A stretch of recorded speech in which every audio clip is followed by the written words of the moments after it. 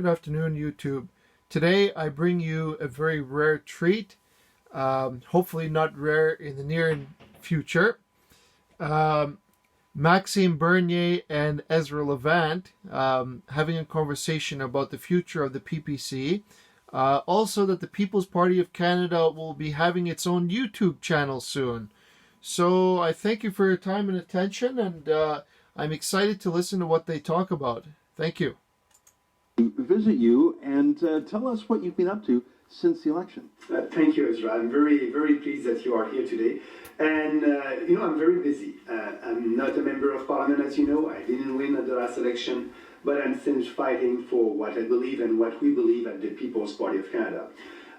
It was a tough election for us, but if you look back, I think we made history. It took 20 years for the Green Party to have more than 1.6% of the votes. 20 years and 6 elections. And we did that in 1 year. We created a party in 1 year. We had 92% of the ridings where we had a candidate, 314 candidates on 338 ridings. And so we built that party, and too bad that I didn't win. But when you fight for your ideas and you don't win because you were honest with what you believe, I think it's an honorable loss. And now I'm building the party again. I'm speaking with our candidates. Our goal is to have maybe 150 candidates ready at the end of this year and having the other candidates next year. We are planning for an election in 2 or 3 years, so the party must be ready. We don't have any deficit. We were able to raise more than $2.7 million last year for the first year. And we did a kind of a restructuration at our head office in Ottawa. We have fewer people, but it's working well. I'm traveling a little bit across the country. I was out west a couple of months ago. I was a guest speaker for the Wexit movement and having a discussion with people over there on fixing Canada. But right now, the most important for me is that new YouTube channel, the People's Party of Canada official YouTube channel. We'll have some guests like I had you for the first one. I want to thank you very much. Thank you for having me. Oh, that was fun. I think people will like it. So the YouTube channel, more present on the social media. I didn't have time during the election. Yes, I was very active on Twitter, but people didn't see my face. And so I will be more present on social media, YouTube, Facebook, and Twitter. And at the same time also, I will always fight for the ideas that we believe in. Less government and more freedom. Now, the Conservative Party of Canada is in another leadership race already. Yes. And it started off slowly because it's such a high bar to get in $300,000, 3,000 signatures, and it's a pretty short time period. But now it looks like there's a lot of people sniffing around looking at it. Do you have any thoughts on either the A-list candidates or the others? Is there anyone that you find hopeful? Is there anyone that you think has ideas that are appealing? That are conservative. Yeah, well, I have the same questions. I wonder, what do you make of the whole thing? But first of all, maybe before answering that, let's speak about the process. And I think the establishment of the party didn't want any outsider. You know, the rules are so tight, 3,000 signatures, $300,000. It wasn't the same rule that when I was running for the leadership of the Conservative Party of Canada. And the time also is so short for having these signatures and the money. So I think at the end they will have maybe 3 or 4 candidates. But there's no debate. There's no debate about ideas. The big debate that they had recently was about the leader participating in a parade. And Peter MacKay said he will, and Andrew Scheer didn't. So it's not important. Those are the issues that the media party would want them to dance to. I think that there's important issues that conservative politicians are afraid of, whether it's standing up to the global warming thesis or free speech or open borders immigration. I think the conservatives should be talking about real things instead of just dancing to whatever the media party tells them to do. Is there anyone in the field that you think would resist the media part. That's my biggest criticism of the Conservatives. They aren't showing courage on ideas. Is there anyone? No, I don't think so. Their goal is to, like Andrew Scheer said, now it's a centrist political party, and they want to have votes from the Liberals. So I don't think they will have a strong line on immigration. Like, for us, it's very well known. We want to. I mean, isn't that a winner in Quebec? That's what I don't get. Is that Francois Legault and not just in his reduction of immigration numbers, but in his Bill 21 talking about the secular nature of the civil service. Yeah. Those are hugely popular if I'm reading the opinion polls. Right, yep. So and I also notice that critics, even in English Canada, are pretty timid because they know that's popular. Yeah. And they also respect the idea that Quebec has a bit of its own identity. Yeah. So it's amazing to me that Legault is, and he's the most popular premier. Absolutely. In the country, according to the polls. Yeah. I don't know why a Conservative doesn't say, I'm going to choose that instead of the love of 100 journalists in Ottawa. If it worked for Legault, could it work outside Quebec? I think yes, but in Quebec we had that debate about identity for a long time. The only francophone place in North America. And speaking about immigration, speaking about French language, Bill 101 and all that, it's not new for Quebecers. Mm-hmm. But I think in English Canada, speaking about immigration, it is new. As you remember, somebody who supported our work had some billboards all across the country during the campaign and said, with my face and stop mass immigration. And it was a big scandal in English Canada, not in Quebec. Yeah. So we need to have that debate. And there's a Canadian identity, and we want to promote that. One of the things that irritated me about the election is I have a friend named Salim Mansour. Yeah. Very thoughtful man. He was one of our candidates. Well, and that's the thing, is he wanted to run for the Conservatives. I've known him for a decade. Yeah. He's a professor who worked his way up. I think he started as a taxi driver when he came here. He's so thoughtful. He's what I call a progressive Muslim. He believes in the separation of mosque and state. Like he loves Canadian values. In my mind, he's a star candidate. Professor, thoughtful. He's a Muslim immigrant who's made good. Yeah. And he was rejected by the Conservatives for being, he said to me, they called him Islamophobic. Yeah. He's Muslim. They're not. That's crazy. That's crazy. And he ran for you guys, which, but the fact that he was thrown out is crazy to me. Absolutely, absolutely. And for me, I was very happy because it's, like you said, he was a star candidate for us. But I don't think that the Conservative Party will change. I said they are morally and intellectually corrupt. And with a new face, that will be the same thing because their goal is only to have the power, but they don't know what to do if they're in government. They don't believe in big changes. If you believe in big changes, you need to speak about it during the election, before the election, after the election, all the time. That's what I'm doing. They're conservative. They're supposed to want to balance the budget. At the last election, no, Andrew Scheer, I'm unable to balance the budget. On immigration, I won't do anything. On free speech, nothing special. On giving money to big corporation and it's no, we like subsidies to corporation. We won't stop that. So there's a lot of things that are conservative that they must run on and they must fight for it. And they didn't do that in the past, and they won't in the future. I don't think so. Well, I hope they will because they have the institutional structure. They have the fundraising machine. They have the riding associations. They have the brand name. Yeah. They have all the assets.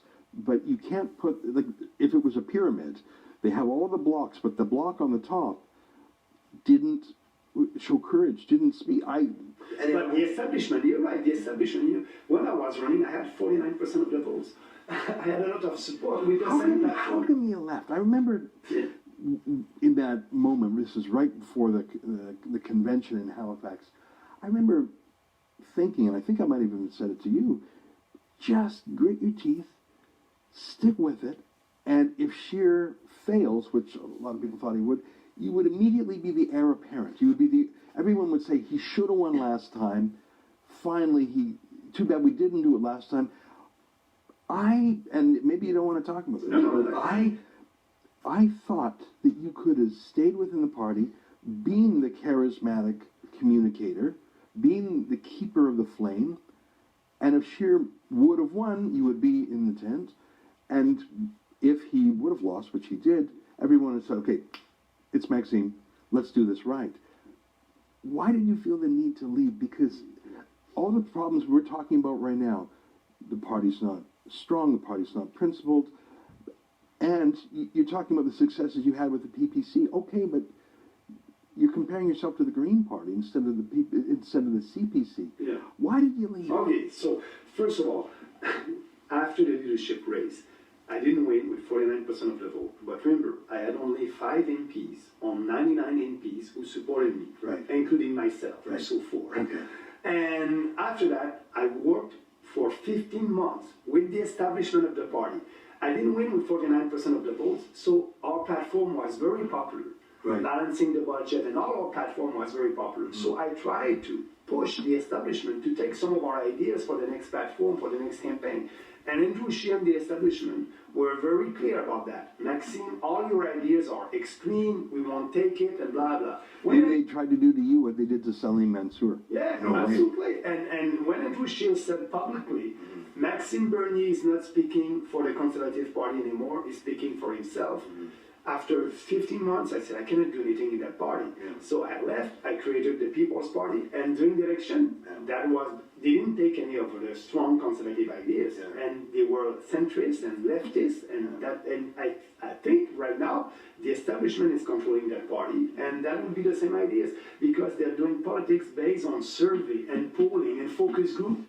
So when did you leave exactly? What? In August, the election for the election for the Conservative Party of Canada was in May 2017. Right. And I left the year 15 months after that in August Of 2018. of 2018. Boy, I wish you. 19. I wish you would have stuck around. I'm just saying. That's my personal view. Is there? I think there a lot of bridges were burned both ways. Is there any chance that you would throw your hat in the ring now? No. You say there's no candidate for the Conservatives that is up to the ideological and the courage that I think you've shown. I'm a fan of yours. Thanks. Well, Is it just like if you're saying that the establishment isn't good, and if the candidates aren't good by your checklist, you wouldn't try. And I mean, what would happen if all your PPC members came into the Conservatives, bought a membership to like you could raise $300,000. You have like you could do. Is it possible to have a reconciliation? I didn't come here to lobby you for that, but I'm just thinking, I agree with you that the candidates who are running so far are not that inspirational. You have a profile. You came in an extremely close second last time. There's been a lot of water under the bridge in the last couple of years, but you wouldn't even consider it. No, absolutely not. Because you could make it in your own image then. Yeah, but they don't want me, and I don't want to go there. Also, it's fast. I turn the page, and I know inside. I know what they're doing. You know. As long as you have 100 MPs, I'll give you an example. You know, I spoke about the abolition of the cartel in dairy, poultry, and milk, the supply management. Oh, I don't understand Andrew Scheer's obsession with the dairy cartel. Yeah, but you know, the MPs, I had a lot of people that were telling me, Maxime, I like it when I was running for the leadership. I like your ideas, but you know, I have a lot of dairy producer in my riding, I cannot support you. I had other members of parliament who said, Maxime, I like your ideas, but cutting corporate welfare, you know, I have GM in my riding, I cannot support you. So I didn't have the support of the MPs, and that's impossible. You cannot, if you don't have the support of the MPs, and I didn't have that, with 49% of support from the members. So I don't want, for me, I turned the page, the MPs and the establishment, they're just there to look at the poll and try to win without speaking about the real issues. And that's why, you know, I'm very happy with what I'm doing right now.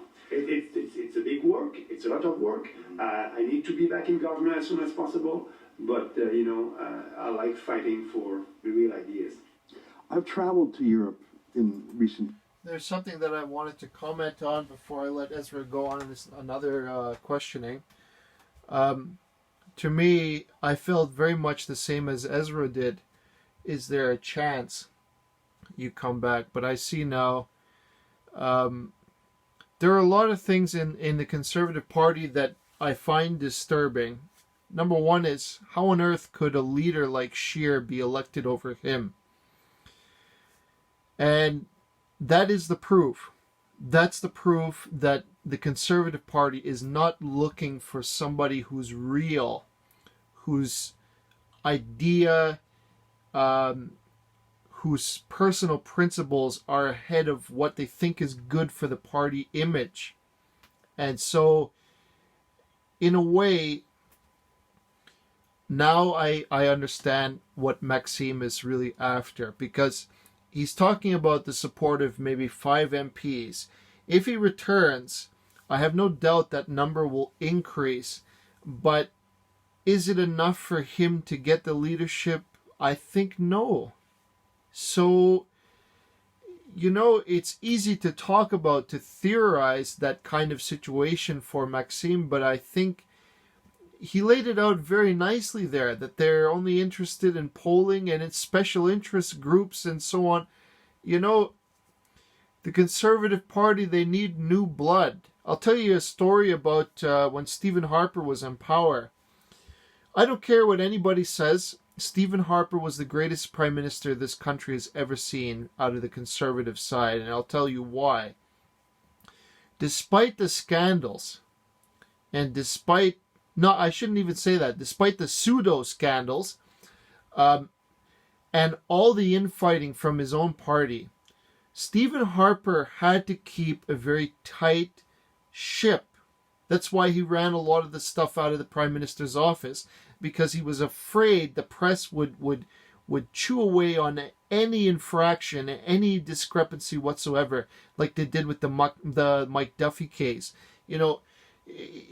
So he had to be extremely careful. All the members of Parliament nicely aligned. Everybody had to go through him before a decision is made. Yeah, it was not because he wanted it that way, but because he had to mitigate the danger to the party itself from the CBC, from the press. And essentially, there were many in the party that were trying to grab power away from him, jealous of Harper, conservative jealousy with Harper. And I remember the candidate writing, in my own writing, campaigning. She did not campaign. I never even saw her. I saw the Liberal candidate at least 5 times, but I would never vote for him because I'd never vote for Trudeau.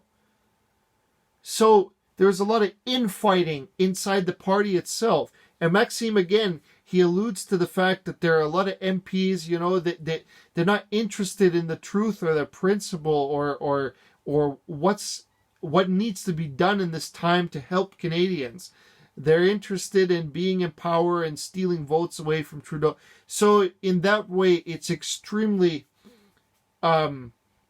corrupt. How could Maxime be a part of such a thing?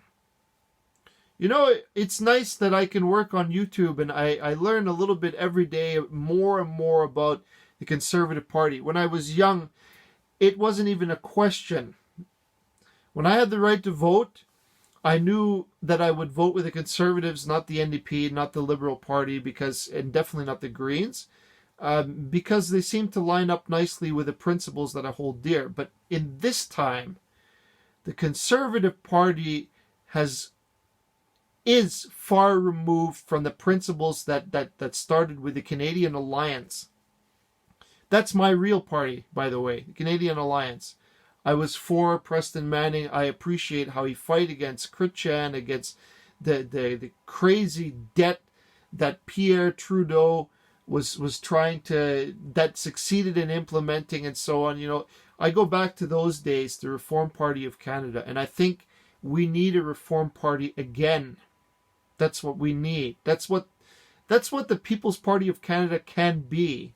They can be the real opposition, so to speak. And I think that they should try to steal away votes from the Conservatives, because that's what needs to be done. Now I see, because Maxime explained it very nicely that the conservatives, they're not really representing the right anymore. A centrist party, they shouldn't even call themselves conservatives. They should call them the party in which we represent neutrality, or even leftists in some cases. See, now I understand. Max cannot go back. That's not even an option. Max already explained here that there's something severely damaged inside the party itself, something deeply corrupt. And, many of you who know, I owe the success of my channel to him, to Max, because I made one video about him that I could never understand how I managed to get so many wonderful people that I was able to reach. But I supported him because his principles, I admire the man greatly for his personal principles. You look at the way he handled the situation, any way, any interview, name it. And Maxime will point out a point of view that is very, very patriotic, very, very considerable to people. That's why he named I have no doubt they named the People's Party of Canada, because that's what he wants. He wants that kind of voice for people that had no voice in this country. When the Alliance and the Conservatives merged, I think a lot of the former Canadian Alliance members that were there, they're gone. Only a few remain, if any. Or none of them remain. But the fact of the matter is that Max has it right. I have a feeling if he keeps pushing hard, perhaps they can steal some votes away from the Conservative Party in the next election. But I think he's on the right track. I think, if anything, I think that there should be some Conservatives that should cross the floor to join him. But he won't have that success unless in the future they are able to get at least a few seats.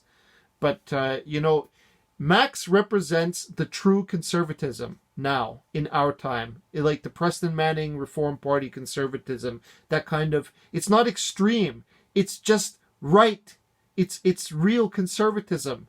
The Conservative Party is now neutral centrist. That's it. It's I see it already. Even the way that Peter MacKay was answering the questions, they're just vague. They don't want to stand up for anything, nothing. They just care about how they're perceived by the press. They're letting fear lead them. It's the truth. And I look at the way Maxime never apologized. And even though he's right, if he's patient and he works hard and he bides his time very carefully and makes success of each opportunity, you'll see he will garner a lot of support in a short amount of time. Maybe even 10 years or less, he can already achieve it. The last election, he got a lot of good support. Many people voted with the PPC, 200 and some thousand, despite a brand new party. So it's great. The success is still there, and maybe he can grab seats from all the parties, NDP, Conservative, Liberal alike, and I hope he does. I really hope that Maxime can start establishing a true party that can be the vocal opponent, because the more people will see him actually in the House of Commons debating these people to his full force and capability, the more they'll like it. You look at the House of Commons, it's a joke, it's a doghouse, if you will. There's no courtesy, no respect, just a lot of talk for the sake of talking. Like the people love the sound of their own voices, but they don't debate nothing with real courage. And I look at Max. I think Max could be that voice that really it's able to bring back the conservative values that we know.